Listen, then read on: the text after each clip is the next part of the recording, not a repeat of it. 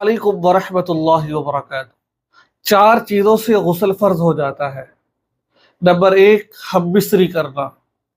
दलील क्या है? हुज़ूर नबी अकरम सल्लल्लाहु अलैहि वसल्लम की हदीस का मफ़हूम है कि हज़रत अबू हुरैरा रज़ी अल्लाह अन्हु रिवायत करते हैं कि जब कोई चार आज़ा के दरमियान बैठे और कोशिश करे तो इस पर गुस्ल वाजिब हो गया, चाहे इंज़ाल हो या ना हो।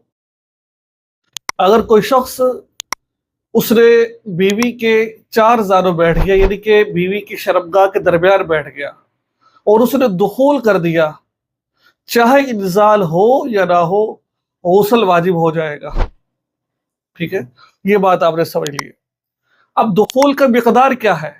माजरत चाहता हूँ, मसला बताना ज़रूरी है कि दुखूल की मिकदार ये होती है कि जैसे जो हशफा होता है, हशफा हशफा का मतलब जो मर्द के मकाम का ऊपर वाला हिस्सा होता है जिसको टोपी कहा जाता है और आप पंजाबी अल्फाज में, इतनी मिकदार दाखिल हो गई तो गुस्ल वाजिब हो जाएगा। मैंने दलील आपको दे दी है। नंबर दो, खुरूज बनी। खुरूज बनी किससे कहते हैं? खुरूज बनी का मतलब ये है कि उसकी बनी शहवत के साथ निकल आई। अब शहवत किससे कहते हैं? अब ये मसला आपने समझना है। खुरूज बनी का मतलब ये है कि उसकी बनी शहवत के साथ निकली, चाहे वो हममिस्री करते वक्त निकली हो, चाहे वो मुश्तरी करते वक्त निकली हो, चाहे एहतलाम की सूरत में निकली हो। तो शहवत का मतलब होता है कि जब इंसान का जो आला तनासुल है, जो शर्मगाह है, उससे उछल कर पानी निकलना और निकलते वक्त एक जब निकल जाए तो थोड़ा सा सुकून महसूस होना। जो मर्द का आला तनासुल है वो थोड़ा सा ढीला पड़ जाता है, यानी कि वो थोड़ा नरमी की तरफ आ जाता है। जो औरत है वो उसका जिस्म ठंडा हो जाता है। तो जो इससे गुस्ल वाजिब हो जाता है, जो मनी होती है, इससे इसको इसको कहते हैं मनी। और मज़ी उससे कहते हैं कि भाई, मनी उससे कहा जाता है, मज़ी उससे कहा जाता है कि किसी चीज़ को देखा, दिल में ख़यालात गंदे आए और शर्मगाह से पानी निकला। अब इससे गुस्ल वाजिब नहीं होगा, वुज़ू टूट जाएगा। इससे बल्कि शहवत बढ़ रही होती है। ठीक है, ये मसला आपको समझ आ गया होगा कि शहवत मनी के निकलने से गुस्ल वाजिब हो जाता है। अब इसकी दलील क्या है? हज़रत उम्मे सलमा रज़ियल्लाहु अन्हा अर्ज़ किया, या रसूलुल्लाह सल्लल्लाहु अलैहि वसल्लम, अल्लाह ताला की सिफत हया और हक बयान करने में माने नहीं होती, तो क्या औरत को एहतलाम हो तो इस पर गुस्ल वाजिब होगा?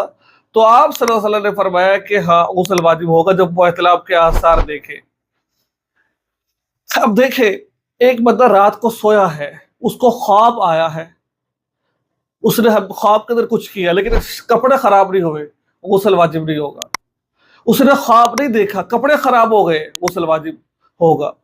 ये ज़हन में रखिए, ख्वाब याद हो या ना याद हो, ख्वाब देखा हो या ना देखा हो, कपड़े उसके गीले हैं तो गुस्ल करना पड़ेगा उसको। दलील मैंने आपको दे दी है। आगे दलाइल तो मेरे पास बहुत ज़्यादा है, लेकिन क्योंकि वक़्त कम है तो इस वजह से मैं इसका ज़्यादा तहकीक में नहीं जाता। जिसको ज़रूरत हो तो हमसे राब्ता कर सकते हैं। और अल्हम्दुलिल्लाह हमारा ख़वातीन का एक कोर्स चल रहा है जिसमें अल्हम्दुलिल्लाह तमाम ख़वातीन को हम दीनी मसाइल सिखा रहे हैं। तो अगर आप भी उसमें शामिल होना चाहती हैं, ख़ातून है कोई और ये कोर्स करना चाहती हैं, हम इस तरह के मसाइल, हैज़ और निफास के आगे तमाम मसाइल उनको बता रहे हैं। अगर आप में से कोई शौक़ रखती है ख़ातून, तो मेरे नंबर पर राब्ता करके उस ग्रुप में शामिल हो जाए। हफ़्ते इतवार को उसकी क्लास होती है, तो उस क्लास को ज़रूर जॉइन करें ताकि आपको फ़ायदा हो, आपको इस चीज़ों का इल्म हो जाए। अच्छा जी, तीसरे नंबर पर 2 चीज़ें मैंने आपको बता दी है। तीसरे नंबर पर हैज़। हैज़ की कम से कम मिक़दार वो 3 दिन है। 3 दिन से कम जो होता है वो हैज़ नहीं होता और 10 दिन से ज़्यादा वो हैज़ नहीं होता है। कम से कम 3 दिन, ज़्यादा 10 दिन। अब एक मसला समझिए कि अगर किसी औरत को 10 दिन तक लगातार हैज़ आया, सॉरी 7 दिन उसकी आदत है और एक औरत की, अब उसको हैज़ आया है 8 दिन, 9 दिन, अब शरीयत कहती है कि उसकी आदत चेंज हो गई है। अगर 10 दिन से पहले-पहले खून आए, 10 दिन से पहले-पहले खून आए, वो हैज़ ही शुमार होगा। ठीक है, 10 दिन से पहले खून आए, वो हैज़ ही शुमार होगा। अब खून का रंग 6 तरह का होता है, मटियाला, गदला, सुर्ख। सिर्फ अगर सिर्फ सफ़ेद रंग का कोई पानी निकले तो वो हैज़ नहीं होगा। इसके अलावा जिस रंग का भी आए, उसको हैज़ ही शुमार किया जाएगा। تو اب یہ حیض کی جو اس میں بات ہے کہ کم سے کم جو 3 زیادہ 10 دن ہے۔ نمبر 1 نمبر 3 میں نے آپ کو چیزیں بتا دی ہے۔ استحاضہ اس خون کو کہتے ہیں جو بیماری کا خون ہے۔ بیماری کا مطلب ہوتا ہے کہ اگر 3 دن سے کم خون آیا ہے تو وہ استحاضہ ہوگا، 10 دن سے زیادہ ہے تو وہ استحاضہ ہوگا۔ استحاضہ میں عورت نماز پڑھے گی، قرآن کی تلاوت بھی کرے گی۔ حالت حیض میں ہم مصری نہیں کر سکتے، قرآن کی تلاوت نہیں کر سکتے، اور کیا کہتے ہیں اس کے علاوہ روزے نہیں رکھ سکتے، نماز نہیں پڑھ سکتے، ٹھیک ہے؟ یہ اور حالت نفاس میں بھی یہ کام نہیں کر سکتے۔ اب استحاضہ کس سے کہتے ہیں؟ جو بیماری کا رگ کا خون ہو، بیماری کا خون ہو۔ اگر وہ عورت کو آ رہا ہے تو عورت کو تب بھی نماز پڑھنی پڑے گی، روزہ رکھنا پڑے گا، قرآن کی تلاوت کرنی پڑے گی۔ فرق یہ ہے اگر خون اس قدر زیادہ آ رہا ہے کہ اتنا وقت نہیں ملتا کہ بندہ نماز پڑھ سکے، پھر وہ معذور ہے۔ ہر نماز کے وقت وضو کر لے تو انشاءاللہ اس کو فائدہ ہوگا۔ یہ میں مختصراً بات بتا رہا ہوں آپ کو تاکہ آپ کو بات سمجھ آ جائے۔ حدیث پاک میں آتا ہے، حضرت عائشہ صدیقہ رضی اللہ فرماتی ہے، حضرت فاطمہ بنت ابی جیش رضی اللہ عنہ کو استحاضہ کی بیماری تھی۔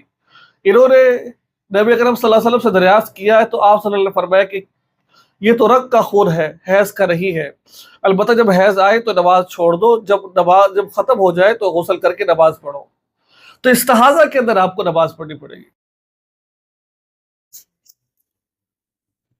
آگے آتا ہے کہ جس عورت کے ایام 10 سے متجاوز ہو جائے تو اس کو چاہیے کہ وہ 10 دن کے بعد غسل کر کے نماز شروع کر دے، پھر ہر نماز کے لیے وضو کر لیا کرے، بار بار غسل کی ضرورت نہیں ہے۔ اگر اس کو اس قدر حیض آ رہا ہے تو رک ہی نہیں رہا، خون آ رہا ہے رک ہی نہیں رہا 10 دن کے بعد، تو وہ پھر نماز پڑھے گی قرآن پاک کی تلاوت۔ اگر آپ کو مسئلہ سمجھ نہیں آ رہا الگ سے مجھ سے پوچھ لیں، انشاءاللہ میں آپ کو بتا دوں گا میں۔ تو اس لیے میں کہتا ہوں تمام خواتین اس ہمارے کورس کو لازمی جوائن کریں، تو اس مسائل کے گروپ کو بہت فائدہ ہوگا۔